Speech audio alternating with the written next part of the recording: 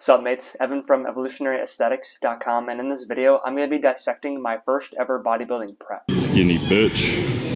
The prep itself lasted about 19 weeks, with the last 4 weeks of that being me maintaining my contest shape, as the first show I did was October 2nd, and then I held that shape until October 30th. I was responsible for my own training, while my coach Justin, who is the gym owner at the place that I work out at, he was in charge of my diet and getting me just unreasonably lean and peaking me for both shows. Alrighty, so let's get into this. So here's my first check-in photo, which was on June 26th, and I was weighing 161.4 pounds. I am 5'8" on a good day, for reference for my height. The way I was assessing my body fat and muscle mass percentages was with my own scale at home. Granted, it probably wasn't the most accurate, but I was able to use the same one throughout the entire duration of the prep, so it was giving me relatively consistent readings. My starting body fat percentage, according to the scale, was 12.5%, which was 20.2 pounds, and then my muscle mass percentage was 50%, and I was sitting at 80.7 pounds. Here are my check-in photos from October 22nd, where I was weighing 140 pounds. These check-ins were taken right before my peak week had started, so I am painfully depleted of glycogen in my muscles, and they're super flat. My body fat percentage, according to the scale, was 7.5%, and my muscle mass percentage was 52.7%, which gave me 73.8 pounds left. I'm going to rewind my prep and cut it into chunks, but before I do that, I'm going to show you just my before and after pictures. So throughout the prep, I lost about 22 pounds, and then according to the readings from my scale, 10 pounds were fat, 8 pounds were muscle, and then the leftover pounds were just water and glycogen. Throughout this 19 weeks of full send, I meticulously tracked pretty much everything that I did. If a morsel of food was going into my mouth, it was going onto my food scale first, and then I entered it into chronometer, which is what I use to track my calories. I used my Oura Ring to track recovery metrics and my sleep, and just to see how my body was handling the stress I was placing upon it during my prep. And then I have a completely separate video going through the data that I got from my Oura Ring, and I'll put it in a tag in one of these corners up here. And I have all of this information saved onto a Google Sheet. So here's the sheet that I use to track different metrics. Every single day I would measure the calories that my Oura Ring said that I was burning, the calories I was consuming, which I entered into chronometer, the difference between the two, my morning weight, body fat percentage, muscle mass percentages, my macros for the day, the workout I did, the hours I slept, the deep sleep I got, my HRV, and then water intake as well, which wasn't as consistent. At the end of each week, I had this average cell here, which took averages of everything, which would help me get a bigger picture. And then I did this throughout the entire duration of my prep. With all of this data from my weekly averages, I was able to put it all into this bigger sheet to give me an overall bigger view of how my prep went as a whole. So on the right here, you can see what my weekly average was for my morning fasted weight, my body fat percentage, my muscle mass percentage, and the pounds associated with it. Also, here is the tracking my calories in through chronometer, so my weekly averages, and then my calories out averages through my Oura Ring, which isn't terribly accurate at measuring your total daily energy expenditure. So when I put my own body measurements into an online calculator, I figured it was underestimating it by about 250 calories. So in this correction, these two correction cells, you can see my calories out, so I just added 250. And then my difference on average per day with the correction, it started off, according to this calculator, I was in a surplus, but as the weeks progressed, you can see down towards the end there, I'm in the thousands per day in a calorie deficit. What I think is the most interesting thing out of this entire sheet is that I have the actual weight change per week that I had, but then I also used an equation where I took my daily difference and I multiplied it by 7 to give me just like my total caloric deficit for that week. And then it's commonly said that 3,500 calories is 1 pound lost. So I took that number and I divided by 3,500, and it should estimate how many pounds I lost that week. And at the end of the sheet, it came out to be pretty damn close to what actually happened. So whether it was dumb luck or I was actually pretty dialed in on tracking both my calories coming in and my calories out, either way, the number came out to be pretty damn close. So I'm going to divide my prep into 3 chunks of major changes that were made to get me into contest shape. Throughout my prep, there were 3 big dates where we made pretty significant changes to the plan to help me get into contest shape. The first month of prep was essentially me just starting to track things meticulously for the first time. Before that, I was pretty much just eating as much as I could. So on my training days throughout this first month, I was eating 500 grams of carbs per day. My rest days was about 300, so that's where my average is somewhere in the 450 range. My protein stayed at about 170 grams to 175 grams throughout the entire prep itself. I wasn't counting any trace proteins from any of the carbs that I was eating, so it was this amount in grams of like good quality protein from like eggs, beef, just any meats, whey proteins, and my fats were at about 80. The cardio that I was doing during this phase was just a few 10-minute walks after my meals. As for my training, the split I was running was a 5-day split. Day 1 was I was doing quads with a little bit of glutes and hammies. Then it was a back and bi day. Then it was a push day with my medial delts. Thursday was glute and hammies with a little bit of quads. I would rest Friday, do my upper body on Saturday, and then rest on Sunday. As for my scheming for reps, it was pretty much around 6 to 15, and they were all straight sets. I didn't do much for intensifiers like drop sets or supersets. And then my total volume per muscle group was about 15 to 20 sets per week.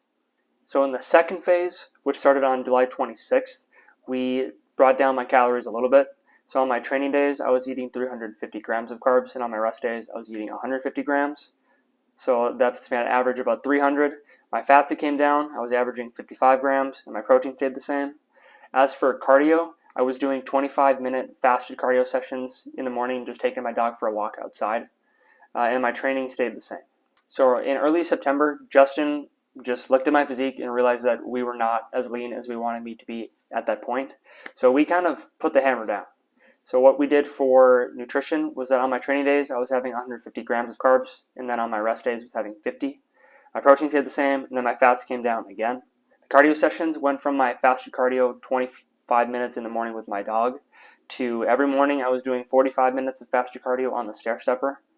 My training did change a little bit. I went from the straight sets of let's say doing 4 to 5 working sets, and instead what I did was I did a top set of 6 to 8, and then I followed that down by a back down set just to help me deal with the decreased calories that I was eating. So my training volume came down a little bit. It's commonly said when people get super lean that their training performance starts to suffer.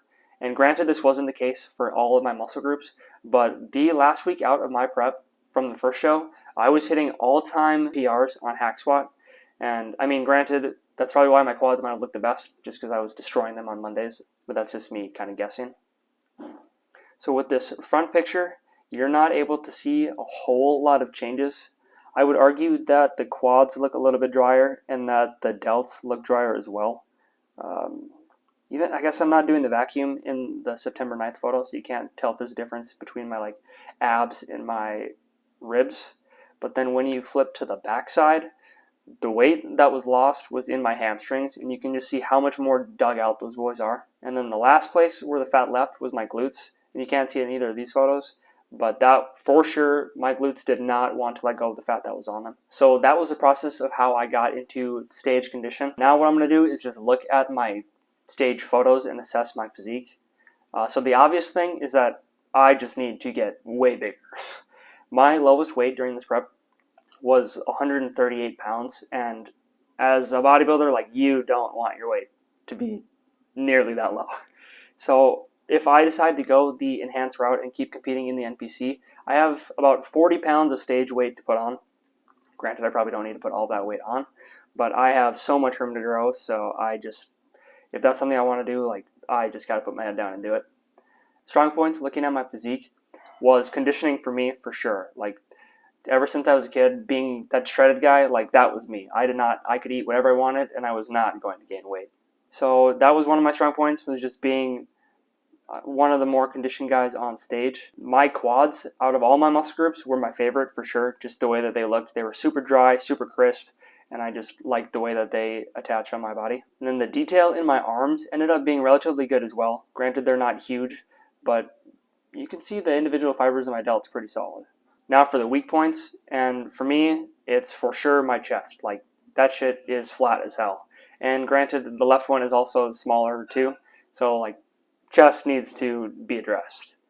Some other things is that my lats, they are also kind of washed out. Except for I took the N1 lat pull down super literally, and you can see that my iliac lats are definitely way more developed compared to my upper lats. So maybe I just need to quit doing as many pull downs and do more rows. Another weak point is my abs, and frankly, I just don't train them, so I need to get on my shit for that. Granted, the vacuum helps me kind of pull it in and just hide it, but they were pretty washed out on stage, so I need to just work on. Also, I need to work on doing my vacuum more symmetrical because that's not even either. So I need to, in my off seasons, once I start training again, I need to try and build them up so they pop more when I'm on stage. The photos I just went through assessing my physique were from my show on October 30th, and I haven't shown you any photos from the first show I did on October 2nd. The approaches between the two were very different. The first show, our goal was to come in just as shredded as we could and see what we could do, and it's more of like a tighter, drier look.